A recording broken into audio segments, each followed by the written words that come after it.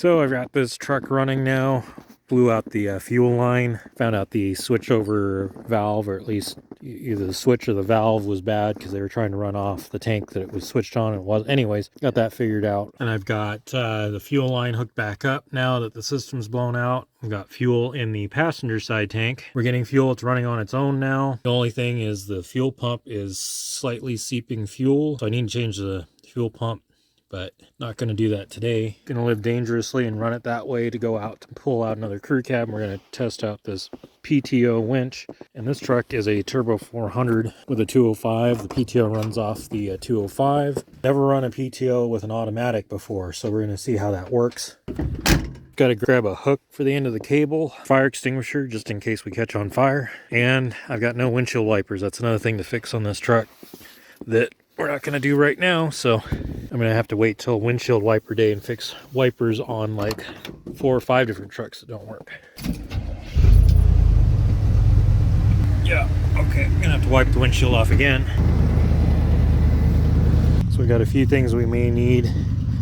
Again, we're not going to do a very hard pull. This is just a 2-wheel drive lower dually that's stuck on the level ground. But it'll be a good test for how to operate this winch.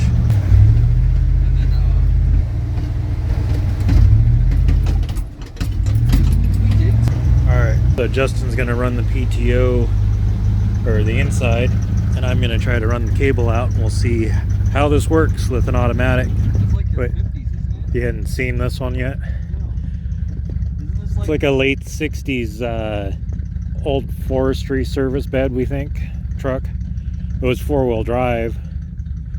I just got it for the body was what was left after they parted it out, and good storage.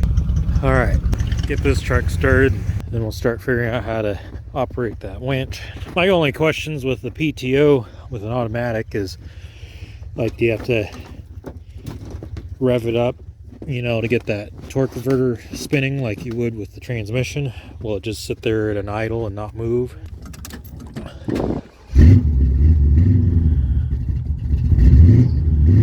Again, this truck's not really stuck. Well, it is stuck, but I mean, it's only 2-wheel drive, and this front tire is in a dip, so we just need to get it winched out. I might need to pull it more than that now that there's more snow. But Yeah, I was wondering if that freed up at all, put it into neutral. I'm just kind of curious. all right, transfer case is in neutral. Tranny's in neutral. So now we can engage the PTO. But see, I think stuff's still spinning. Go ahead and shut it off.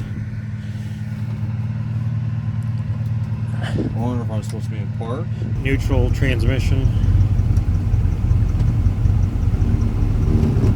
Okay, there. Now we're engaged. Leave it neutral. Hit reverse. Okay. Drive. Now reverse.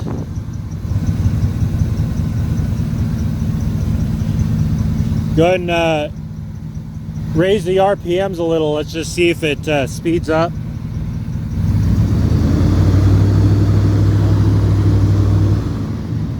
So we're going to power out because our free spool lever is jammed.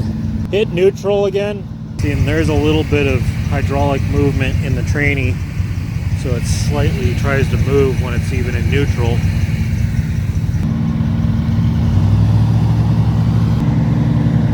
It's just still spinning that gear in the transfer case, just the same.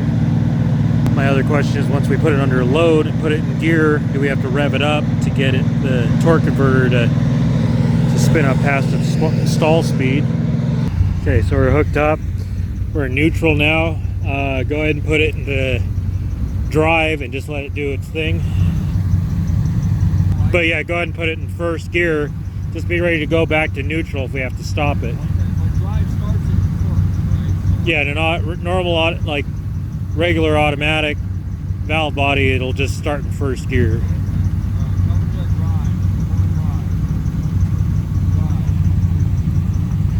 Okay, get ready to go to neutral if we have disaster here.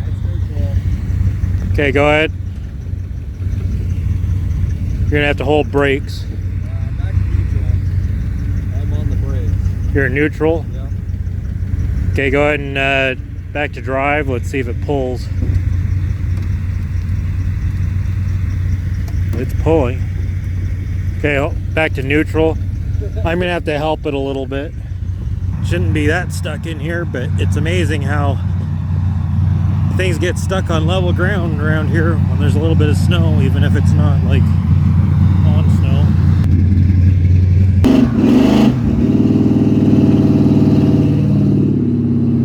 It's pulling.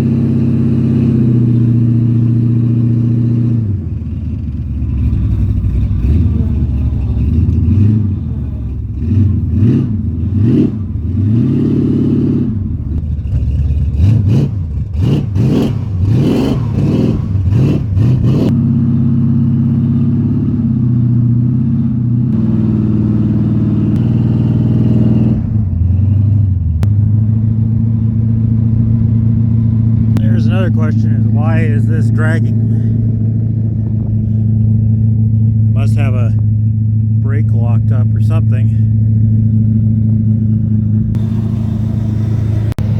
Okay, reverse comes out nicely. I'm gonna try to hit reverse with this, see if I can get these rear brakes to unlock.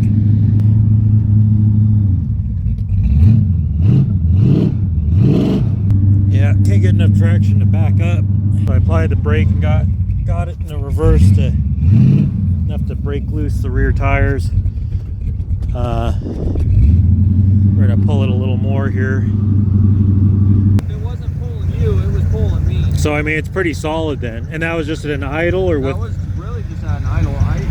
Well, there's no tack in here, but I mean around 2,500 RPM probably was the most I really. You're not going to get much more line speed out of it. But it was still pulling solid at an idle. It was pulling through the brakes. It was just pulling this. It was either pulling you forward or pulling me forward. So I mean, that was kind of my question, was like, would the torque converter slippage make it stop? But apparently not. Like, it still pulls pretty solid, even in an idle.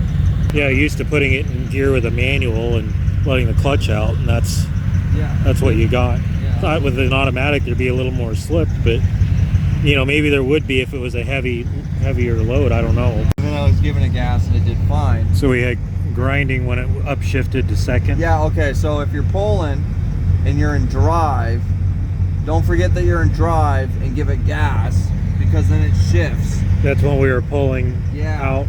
Yeah. But it sped up the line speed. Oh, it did, but it made some really cautious noises underneath that I stopped, remembered I was in drive, put it in first, then I was able to idle up, no noises, pulled fine. I put it to second, it did speed it up, but it did start making some weird noises again, so then I put it back to first and just held it up to dark. I wonder if it's just the speed of the PTO drive line spinning. It was like from front to rear. It wasn't just like one you guys know.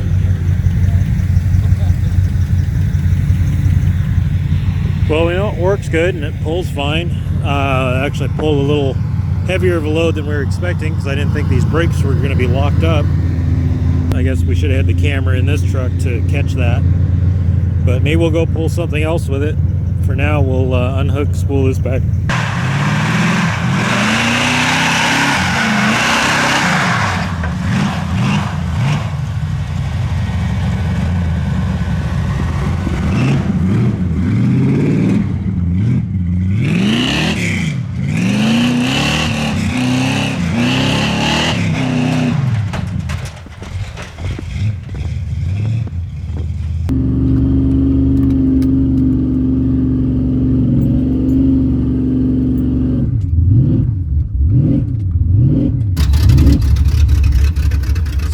Down below doing something else last night, and Justin and Chelsea came up to move the car.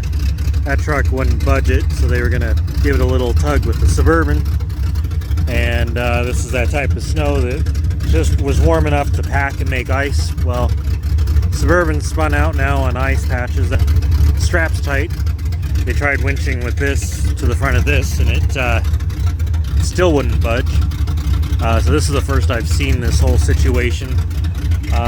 We're gonna think my plan would be to hook this winch to something stationary and heavy like that. And then we'll bring this truck around to the front of that and try to pull that forward and this forward, and we should be able to get that truck with the trailer and the car pulled out of that hole. I mean, there's other ways of doing it too. There's multiple options. I mean, we could rig this up and winch the Suburban back to get the tension off of that, but it's already rigged up. Might as well winch that forward. Use this to winch that forward, and I think between all of it happening, it should get that out of there.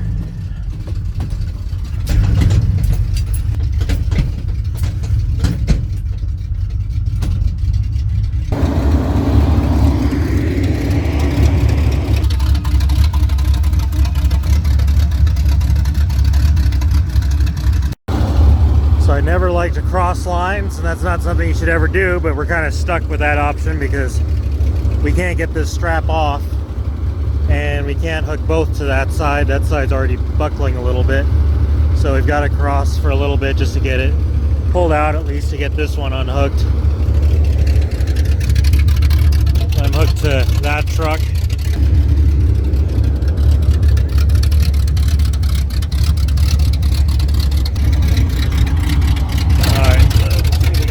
Coordinated here between the three of us. Let's maybe go at the same time.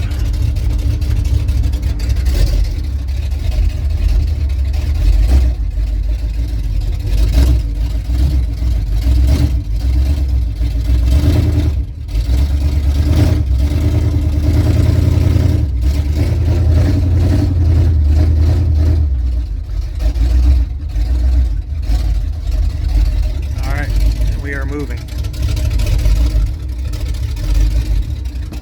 I think I'll stop now and let that PTO winch pull the truck out.